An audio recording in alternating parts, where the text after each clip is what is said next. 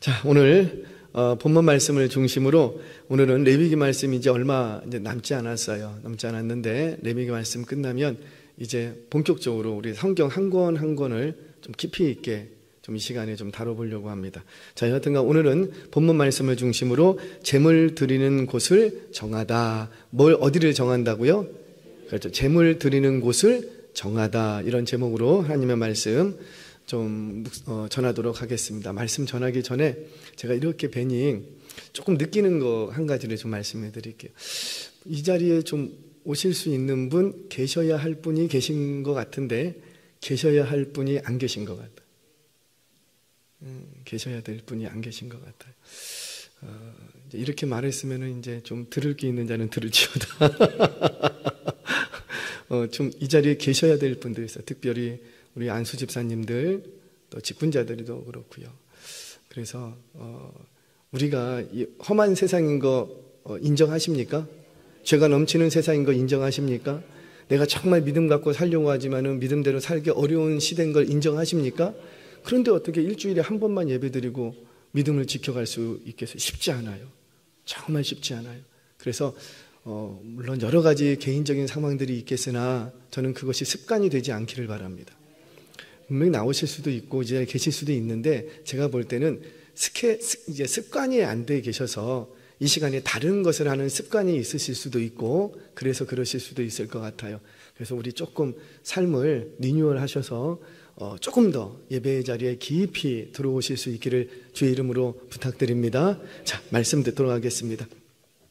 요한복음 3장을 보면 한 청년이라고 할까요? 한 청년이 예수님을 한밤중에 찾아옵니다. 누구였냐면 니고데모라는 청년이었어요. 그는 유대인의 지도자였다고 성경은 밝히고 있습니다. 그는 바리새인이고 율법 교사였고 그리고 산에 들린 공회원이었어요. 바리새인이며 율법사라고 한다면 구약 성경의 정통한 인물이었죠. 예수님 당시에는 구약과 신약 중에 어떤 성경이 있었어요? 구약만 있었어요. 구약만. 신약이 생긴 거는 한참 뒤라고요. 구약만 있었어요. 바울이 선교할 때는 구약하고 신약 다 있었죠?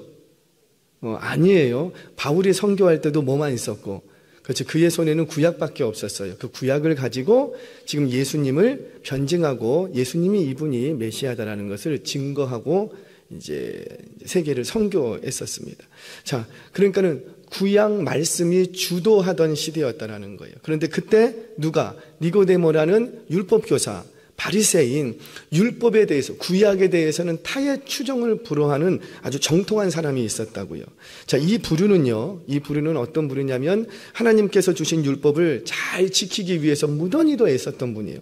어느 정도도 애썼던 부류냐면 율법 말고 그 율법을 지키기 위해서 부수적으로 자체적으로 만든 규례가 있어. 이런 거죠. 주일 성수하라. 주일 성수를 하려고 했더니 주일 성수를 하려면 우리가 뭘 하지 말고 이거를 해야 비로소 주일 성수를 할 수 있을 것 같아. 그래서 만들어낸 율법이 무려 613가지가 더 있었다고요. 뿐만이 아닙니다. 이들은 장로들의 전통이었던 미슈나라는 법전이 있는데 이 미슈나라는 법전은 이런 거예요. 생활 속에서 그러니까 생활 속에서 경험적으로 이렇게 하는 것이 거룩한 백성의 삶이다. 그러니까 삶에서 경험적으로 만들어낸 그들의 자체적인 규례였어요. 그 모음집이었어요. 그 모음집을 미슈나 법전이라고 하는데 이 미슈나 법전을 하나님이 주셨던 율법보다도 더 상위법으로 둘 만큼 그래서 이 미슈나 법정을 잘 지키면 내 삶 속에서 거룩한 백성으로서의 삶을 산다. 이렇게 인정받을 정도로 하나님의 율법보다도 더 우선하여 또 뒀던 게 미슈나 법전입니다. 그런 것들을 추구했던 부류가 바로 바리새파이고 율법교사이고 니고데모가 바로 그런 사람이었다는 거예요. 그런데 어느 날 이 니고데모가 한밤중에 예수님을 찾아옵니다. 예수님께 찾아와서는 아무런 질문도 하지 않았어요. 그런데 예수님께서 대뜸 니고데모에게 먼저 이제 말씀을 하십니다. 매우 당황스러운 말씀을 하지요. 우리 요한복음 3장 3절 말씀 같이 한번 읽겠습니다. 시작. 예수께서 대답하여 이르시되 진실로 내게 이르노니 사람이 거듭나지 아니하면 하나님의 나라를 볼 수 없느니라. 아멘. 그래요. 지금 무슨 말이에요? 하나님의 나라를 볼 수 없느니라. 이 말은 곧 뭐예요? 하나님의 나라를 소망할 수도 없고 하나님의 나라를 기업으로 얻을 수도 없다라는 거예요. 어떤 사람은 거듭나지 않으면, 그러니까 뒤집어서 거듭난 사람만이 천국을 소유할 수 있다는 거죠. 그러자 니고데모가 다시 묻습니다. 사람이 늙었는데, 다 늙었는데 어떻게 다시 날 수 있습니까? 거듭난다는 건 다시 태어난다는 뜻이거든요. 그러면 두 번째 못해요. 어머니 뱃속에 또 들어갔다가 나와야 되겠습니까? 라고 얘기를 합니다. 그때 예수님은 어때요? 지금 예수님이 말씀하신 거듭남이라는 것은 뭘로 거듭남인 건데? 그렇죠? 성령으로 회개라는 것을 통하여서 거듭난다는 거예요. 그래서 참된 회개가 거듭나는 유일한 길이 됩니다. 아멘이세요? 그래서 성령님이 내 안에 오셔서 자꾸 우리에게 마음의 찔림을 주고 양심이 가책을 느끼게 하고 또 주의 말씀 앞에서 얼마나 내가 우둔한 인생이었는지를 깨닫게 하신다고. 그건 누가 하시는 건데? 성령님. 그렇게 함으로써 자꾸 죄사함의 은총을 우리에게 부어주세요. 그러면 그것이 차고 차면 그때 내가 순종하면서 하나님 앞에 터져나오는 게 회개라는 거예요. 이 참된 회개를 통하여서 우리의 심령은 거듭나게 됩니다. 우리는 그걸 다 알고 있지만 니고데모는 어때요? 예수님의 이 거듭남을 뭐의 거듭남으로 받아들인 거예요? 그 육신의 거듭남, 육체의 거듭남. 주님은 어떤 거듭남을 얘기하시는데? 그죠? 영혼의 거듭남, 심령의 거듭남. 저와 여러분들은 거듭난 인생인 줄로 믿습니다. 근데 거듭났는데 왜 이렇게 주름살이 많아?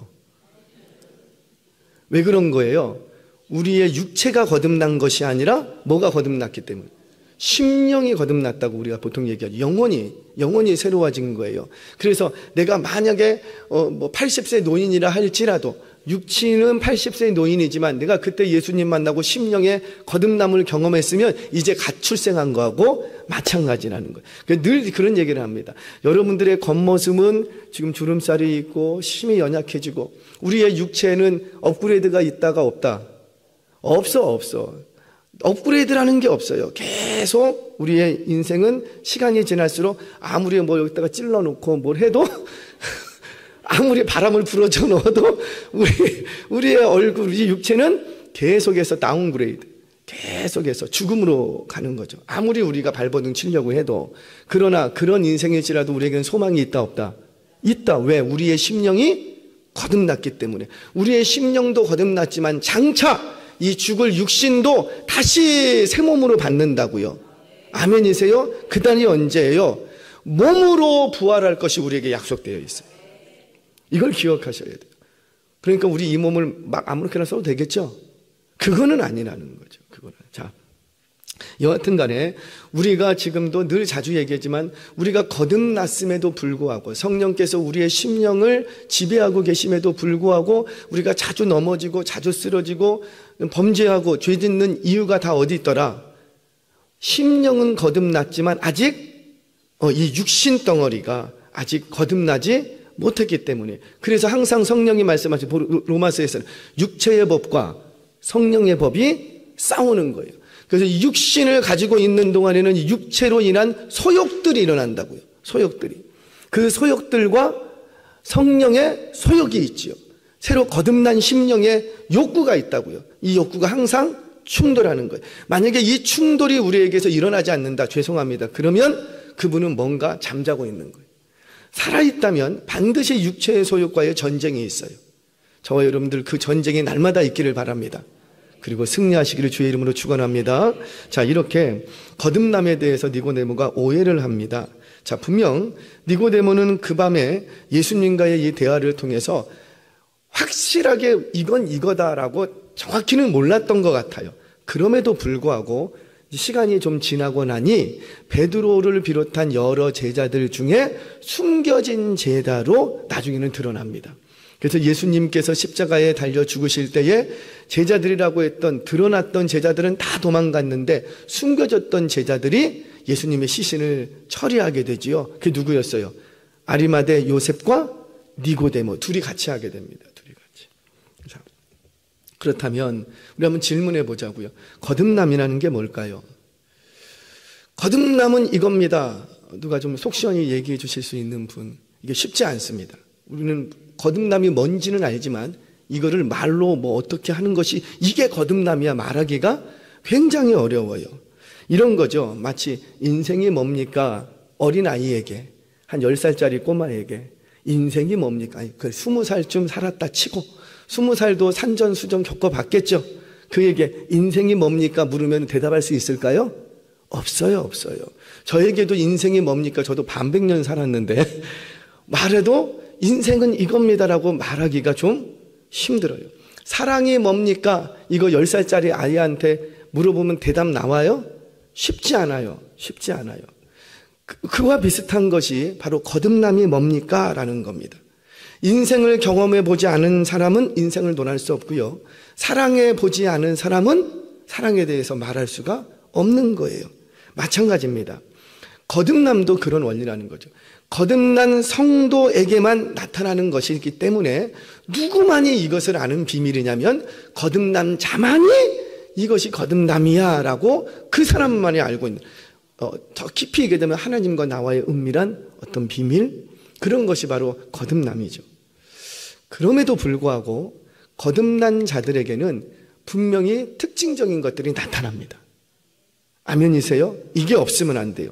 그래서 우리는 그 거듭남의 특징들이 그분에게서 나타나는 것을 보고 저분은 거듭난 분이셔 라고 우리는 얘기하죠. 물론 단정적으로 얘기할 수는 없겠으나 그거는 누구만 아시고, 그렇죠, 하나님과 그분과의 관계라고요.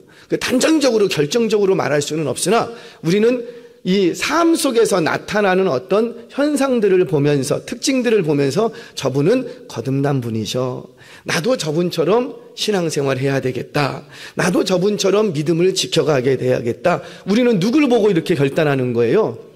하나님 보고 그런 것이 아니라, 그렇죠, 대부분이 그 사람들을 보고 저 장로님처럼 나도 신앙생활 해야 되겠다, 권사님처럼 나도 노년에 저렇게 살아야 되겠다, 뭐 그런 것들을 결단하게 되는 거죠.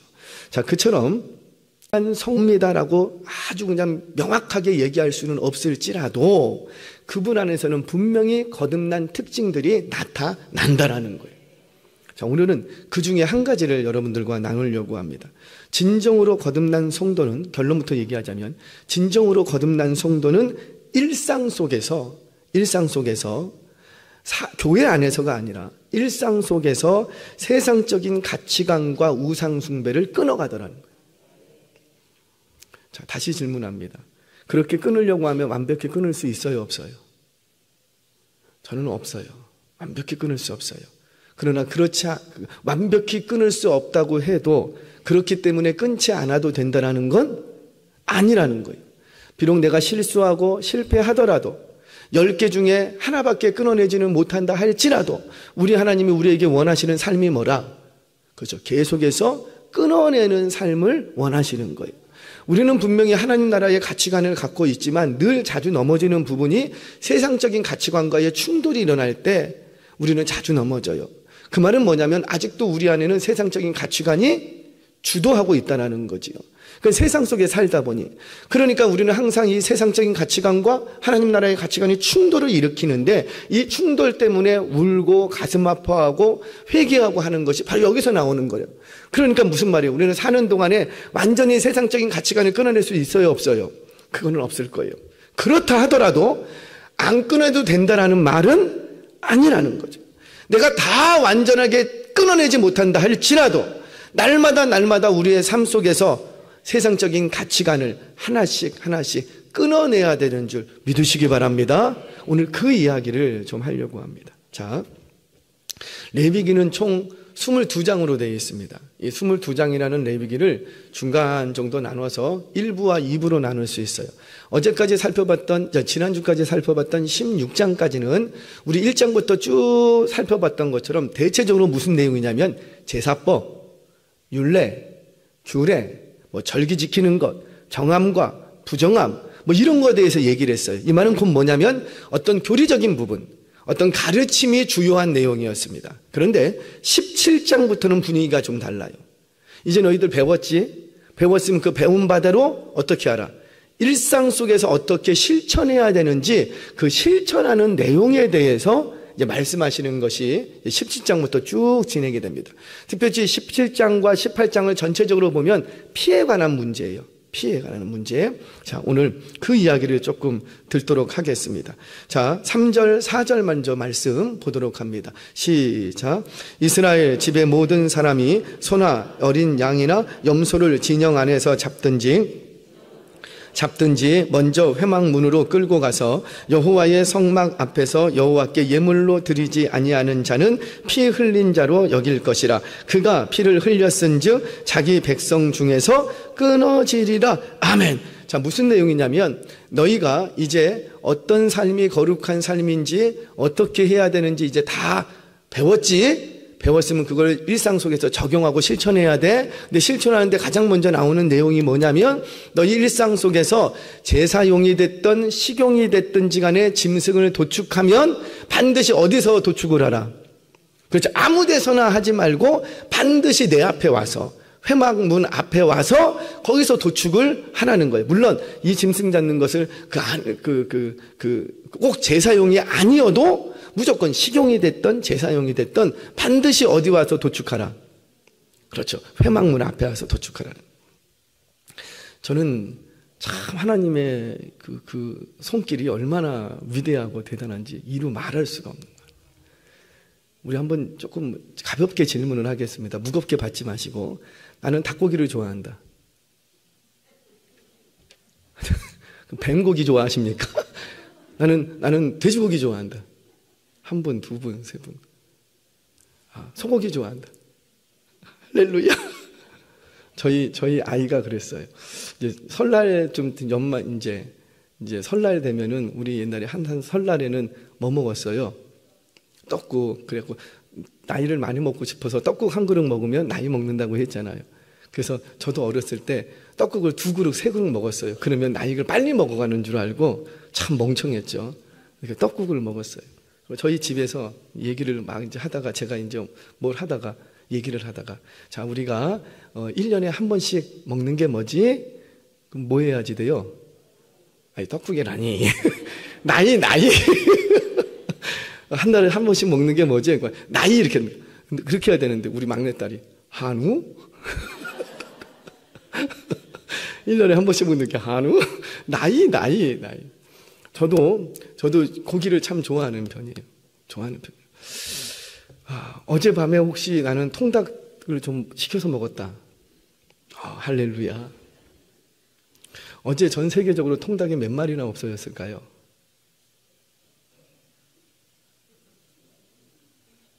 상상이 가십니까? 어제 여러분 전 세계 식탁 가운데 물고기가 몇 마리나 없어졌을까요? 어제 소가 몇 마리나 도축됐을까요? 아무리 그렇게 우리가 먹고 또 먹어도 하나님의 창고는 부족함이 있어요, 없어요? 아멘이세요? 전 너무 신기해요. 전 인류가 과학자들 말로는 수천억 광년이라고 수백억 광년이라고 하는데 그 세월 동안에 매일같이 닭을 먹고 돼지를 잡았고 물고기를 잡아서 먹어도 그게 줄어요, 안 줄어요? 와, 하나님의 어장은 주는 법이 없어요. 할렐루야. 그 은혜를 누리고 있는 저와 여러분들 복된 인생인 줄로 믿습니다. 자, 그 얘기 하려고 했던 건 아닌데, 자, 지금도 하나님께서 너희가 도축할 때에 반드시 아무 데서나 잡지 말고 어디 와서 잡으라. 그죠? 회막문 앞에 와서. 자, 이 말씀은 처음에는 이스라엘 백성들에게만 지켜야 될 율법으로 줬어요. 그런데 이게 점차 확장이 돼서 이스라엘 가운데 거류하는 거류민도 반드시 지켜야 될 법으로 확장이 됩니다. 자, 그리고 이 율법은 이제 이스라엘 가나안 땅에 딱 들어가게 되면 그때부터는 너희가 꼭 내 앞에 와서 잡지 않아도 너희 있는 성읍에서 잡아도 된다고 율법이 더 확장돼 버립니다. 자, 처음에는 레위기 말씀 주실 때는 반드시 어디 와서만 잡아야 되고 회막문 앞에 와서만, 그러니까 맨날 같이 고기 먹고 싶으면 항상 회막문 와서 거기서 고기를 도축했다는 거예요. 자, 그런데 이것이 이제 가나안 땅에 들어가면은 어디서 잡고, 그죠? 각자 성읍에서 아무 데서나 아무 데서나 잡아도 된다는 거예요. 자, 우리 신명기 12장 15절 말씀 같이 한번 읽어보겠습니다. 시작. 그러나 내 하나님 여호와께서 내게 주신 복을 따라 각 성에서 내 마음에 원하는 대로 가축을 잡아 그 고기를 먹을 수 있나니 곧 정한 자나 부정한 자를 막론하고 노루나 사슴을 먹는 것 같이 먹으려니와. 아멘. 자, 그러니까 광야 생활 중에는 반드시 회막문 앞에 와서만 도축을 해야 됐던 이 율법은 가나안 땅에 들어가면서 이제 거주하게 되잖아요. 땅을 분배받고 하나님의 기업을 분배받고 거주하게 되는데 그 거주하는 성 안에서 어디서든지 자유롭게 도축하고 먹을 수 있게 되는 율법으로 확장합니다. 제가 지금 확장이라는 단어를 썼어요. 이렇게 확장되는 것은 곧 율법의 특징이에요. 그래서 구약은 옛 율법으로 없어져야 될 율법이 아니라 신약은 새 율법이라고 새롭게 만들어진 율법이 아니라 이 새 율법은 곧 뭐예요? 구약에 확장되고 완성되는 국면이 있는 거예요. 아멘이세요? 그렇게 확장되고 완성되어서 누구한테서 확장되고 최종적으로 완성이 되고, 그래서 예수 그리스도 안에서 완전히 확장되는 거예요. 그래서 오늘날 예수 그리스도 안에 있는 우리는 어때요? 꼭 우리 성에서만, 우리나라에서만 잡아먹나요? 아니에요. 세계 어디를 가서라도 아무 데서나 고기를 잡고 우리가 어떤 식으로든지 먹어도 되는 이런 확장된 율법으로 우리는 지금도 누리고 산다라는 거예요. 자, 그렇다면 점점 율법이 확장되어 가지요. 자, 그렇다면 왜 레위기에서는 짐승을 잡을 때 반드시 회막문으로 끌고 와서 잡으라고 해놓고 왜 점차적으로 그 율법을 바꾸시는가? 왜 그러는가? 왜 그럴까요? 자, 이 문제를 풀려면 그 레위기의 율법이 언제 주어졌는지를 좀 생각하셔야 돼요. 그 레위기의 율법은 언제 주신 거예요? 그렇죠. 아까도 말씀드렸지만 광야 가운데 특별히 그 시기가 언제였냐면 출애굽한 지 몇 개월 안 됐어. 지금 애굽에서 몇 년 있었는데 430년을 있었는데 애굽에서 탈출한 지 불과 3개월 4개월 몇 개월 되지 않았어요. 그 시점에 이 말씀을 주신 거예요. 이게 무슨 말이냐면 이스라엘 백성들은 430년 동안 애굽에 있으면서 주로 뭘 봤냐면 고기를 먹을 때 경험적으로 아는 지식이 있다고요. 그게 뭐냐면 이 애굽에서는 어디서든지 짐승을 도축할 수가 있는데 도축하면 그것이 제사용이 아닐지라도 그 자리에서 어떤 우상 숭배의 의식이 항상 진행이 됐던 거예요. 그래서 짐승을 잡으면서 어떤 신의 이름을 막 부르고 뭐 어떤 행위를 하고 그리고 이제 먹고, 이것이 애굽에서 430년 동안 그들이 고기를 잡을 때마다, 고기를 먹을 때마다, 짐승이 도축될 때마다 항상 눈에 봤던 게 바로 그거야. 짐승을 잡을 때면 여기저기서 어떤 신의 이름을 부르고 어떤 의식을 취하고 짐승을 도축을 하더라는 거예요. 그 기억이 430년 이 애굽 생활을 하던 이스라엘의 백성 속에 DNA처럼 쫙 계속해서 흘러가고 있는 거예요. 자, 이게 뭐냐면 곧 우상숭배 의식이었죠. 우상숭배. 이러한 우상숭배 의식은 애굽뿐만이 아니라 당시 고대 근동의 고대인들에게 주로 나타나는 일반적인 모습이었던 겁니다. 이런 거예요. 짐승을 잡으면서 피를 흘리게 되는데 이 피에 대한 책임을 나한테 지지 말라는 거죠.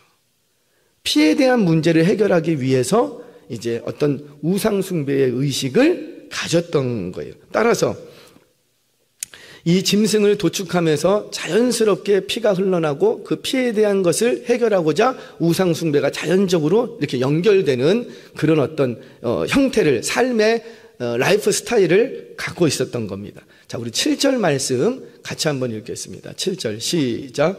그들은 전에 음란하게 섬기던 순염소에게 다시 제사하지 말 것이니라. 이는 그들이 대대로 지킬 영원한 규례니라. 아멘. 그러니까 지금 하나님께서 뭘 지금 다루고 계시냐면 바로 애굽에서 가지고 있던 그 사고방식.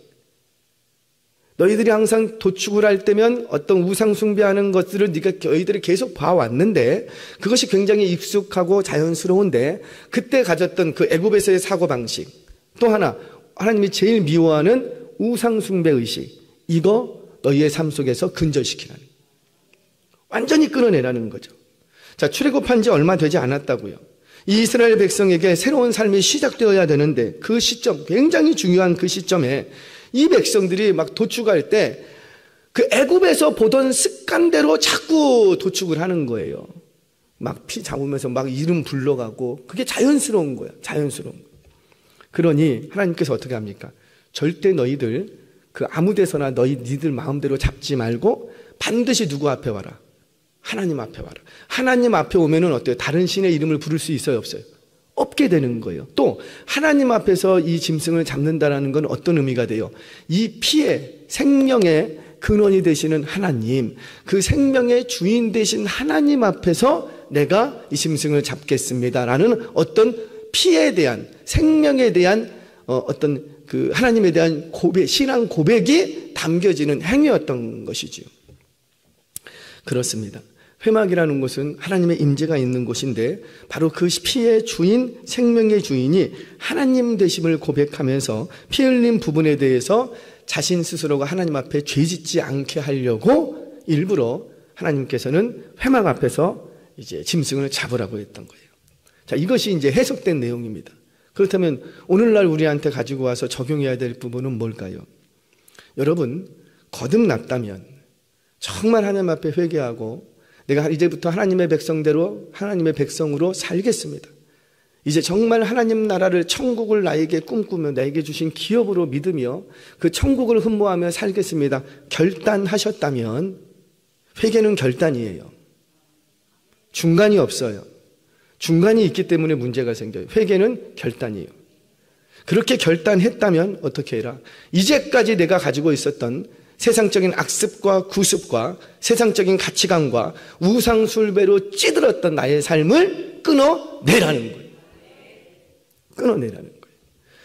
방금 전에 제가 회개는 결단이라고 했습니다. 여러분, 결단이라는 건 뭐예요? 다른 말로 하자면 포기하는 거예요. 그러니까 결단이라는 건 뭐냐면 나는 결단했다. 근데 진짜 결단이 되려면 결단도 하나의 선택이거든요. 여러 가지 경우의 수가 있고 여러 가지 선택이 있는데 그중에서 내가 이거를 선택했어요. 이게 결단인 거예요. 이게 결단인 거예요. 그러면 이거를 내가 선택하는 순간 나머지 것을 포기해야 되는 거예요. 그게 결단인 거예요. 이것도 지고 저것도 지고 그건 결단이 아니에요. 그거는 결단이라고 말하지 않아요. 그거는 괜히 그냥 임기는 머리 쓰는 거지. 그러니까 우리가 하나님의 자녀로 진짜 거듭났다면 내가 이제 하나님 나라의 백성으로 살겠다고 결단했다면 뭘 버리고 이제까지 내가 즐기던 세상적인 방식과 내가 가지고 있었던 세상적인 가치관과 내가 가지고 있었던 모든 우상 숭배의 쓴뿌리들을 버리고 그리고 뭘 붙들고 하나님의 말씀을 붙들고 하나님 앞에서 회막 앞에서 도축하는 것처럼 하나님 앞에서 내가 어떤 행위들을 해나가겠습니다. 이것이 우리의 결단이 되어야 된다는 거예요. 그런데 우리가 이 땅을 살아가면서 믿음을 가지고 살아가는 게 쉬워요, 어려워요? 왜 어려울까요? 이 땅의 것도 포기하지 못하고 천국을 맛봤어. 천국도 우리는 포기하기 싫은 거예요. 그러니까 우리가 실수하기 쉬운 게 뭐냐면 천국을, 그러니까 우리의 믿음이라는 것을 천국을 얻는 어떤 열쇠 정도만 생각하는 거예요. 그래서 나 믿음이 있다. 나 회개했다. 그것을 뭐야만 딱 결부시키고 천국을 얻는 것과만 딱 결부시키고 이 땅에서 내가 어떤 삶을 살아야 되는지에 대해서는 생각하지 않는 거예요. 그래서 천국도 포기하고 싶지 않고 이 땅에서 누리는 편안한 삶도 포기하고 싶지 않고 죄송해요. 그러면 믿음대로 살기가 쉬울까요? 어려울까요? 정말 어려운 거예요. 뭐 하나 하기에도 마음에 짐이 되고 뭐 하나 하는데도 막 이렇게 해야 되나 저렇게 해야 되나 갈등하게 되고 하나님 나라를 딱 붙들어 버리면 세상 거를 포기하겠다고 딱 결단 내리면은 이거 쉬울까요? 어려울까요?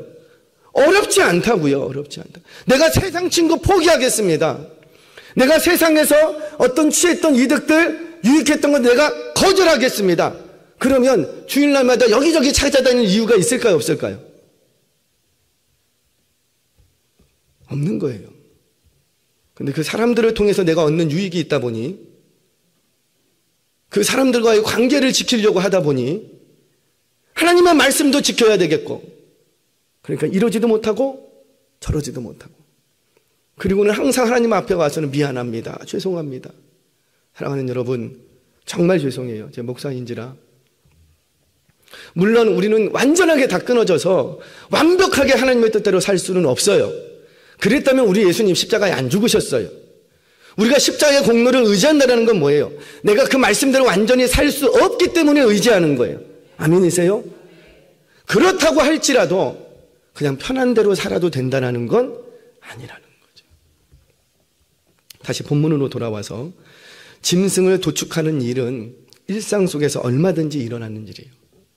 아까도 얘기했지만 우리가 통닭을 매일같이 먹어도 삼겹살을 매일같이 구워 먹어도 요즘은 뭐 소고기를 피채 먹어도 그렇게 우리가 먹어도 아무 데서나 자유롭게 우리가 하나님의 은총을 누리면서 살아갈 수가 있습니다. 그렇다 할지라도 그런 것과 같은 삶을 산다 할지라도 우리의 일상 속에서 얼마든지 일어나는 일이 바로 그런 일들이라는 거예요. 도축하는 일들이 바로 그런 일. 그게 특별한 일이 아니고 그냥 늘상 있는 일이라는 거예요. 사랑하는 여러분, 정말 우리가 거듭난 백성이라면 여러분들 일상 속에서 끊어내야 될 것들을 끊어내시기 바랍니다. 그냥 평범한 일상 속에서 도축하는 일이 늘상 있는 일이고 자주 있는 일이고 별 볼 일 없는 일처럼 보이고 하찮은 일처럼 보인다 할지라도 그 하찮은 일부터 별 볼 일 없는 일부터 그 속에서 우상 숭배의 모습들, 세상적인 가치관들을 끊어내라는 거예요. 아침에 일어나서 자녀에게 말 한마디 툭 던지는 거. 늘상 하던 대로 했다고요. 예수 믿기 전과 예수 믿기 후가 뭔가 달라져야지. 이놈은 가시네 이렇게 안 일어나. 예수 믿기 전에도 그 말했고 예수 믿고 나서도 똑같이 그런. 얘야 오늘 참 귀한 날이다. 하나님이 너 이루고 있는 거 좋아하시겠니? 뭔가 바뀌어야 된다는 거. 사고방식이. 예수 믿기 전과 정말 내가 거듭났다면, 내 거듭난 심령이라면, 거듭난 심령은 뭐와 직결되냐면 마음과 생각과 직결됩니다. 그래서 거듭났다는 건 가치관, 생각이 거듭나는 것이고 바뀌는 것이고 심령의 상태, 마음이 바뀌는 거, 마음의 방향이 바뀌어버리는 거예요. 그렇게 마음과 생각이 바뀌면은 행동도 바뀌어지는 거죠. 사랑하는 여러분, 여러분들의 일상 속에서 하나하나 끊어내시기를 바랍니다. 저는 우리 은혜교 성도님들이 제 목회 가운데 정말 저하고 평생 씨름해야 될 것 딱 한 가지 있어요. 말씀이에요, 말씀. 그래서 우리 성도님들은 날마다 말씀 묵상 안 하면 밥을 먹지 말아야 돼. 그러면 뭐 다이어트도 되고 좋겠죠? 날마다 말씀 묵상. 왜냐하면 정말 나 혼자 있어야 될 때가 올 거예요. 병석에 누워서 예배드리고 싶지만 대그룹에 가서 예배드릴 수 없는 상황이 오고, 또는 지금 이스라엘 전쟁과 같은 그런 전쟁이 우리 나라에 안 일어난다고 누가 보장할 거냐고. 그러면 교회들마다 다 흩어져야 될 거예요. 그러면 가정들로 돌아가서 또 거기서 믿음을 지켜가야죠. 북한에 계신 선교사님을 통해서 얘기 듣는 건 지금도 그 땅에는 그 1907년에 평양 부흥의 그 씨앗들이 계속 흘러나옵니다. 계속. 누구를 통해서? 그 부모와 자식을 통해서. 부모와 자식을. 가정을 통해서 그 1907년에 평양이 동방의 예루살렘이라고 했다고요. 그 위대한 영적 유산이 계속해서 흘러나, 계속 끊어지지 않고. 어떻게 그럴 수 있었을까요? 멋지게 하나님 앞에 건물을 지어놓고 찬양하고 그렇게 해갖고 그 유지할 수 있었을까요? 아니라고요. 그런 상황이 되면 딱 하나밖에 없어. 내 개인 예배를 통하여서 지켜져가는 거예요. 진짜 그때는 하나님과 나와의 관계죠. 물론 보편적인 상황 속에서는 대그룹 예배와 개인 예배가 같이 갈 수밖에 없어요. 같이 가서. 그러려면 우리는 훈련해야 됩니다. 교회에서만 거듭난 사람으로 보이면 안 된다는 거예요. 교회 안에서든 밖에서든지 일상 속에서 거듭남의 증거가 나타나야 되는 거예요. 짐승을 도축하는 일이 별일 아닌 것 같지만 그 별일 아닌 것이 우리의 거듭남을 확증할 수 있다면 별것 아닌 일부터 바꿔가야 된다. 변화시켜가야 된다. 일상 속에서 작은 일부터 거듭난 자로서의 삶을 살기로 결단하시기를 바랍니다. 그렇게 날마다 나의 작은 삶의 현장 속에서 하나하나 세상 가치관들을 끊어내고 이전에 가졌던 악습과 구습들을 하나씩 잘라내갈 때, 그렇게 저와 여러분은 날마다 하나님의 거룩한 백성으로 순결한 존재로 살아가게 될 줄로 믿습니다. 날마다의 우리의 삶이 거룩한 백성으로 나아가는 복된 삶이 되시기를 주의 이름으로 축원합니다.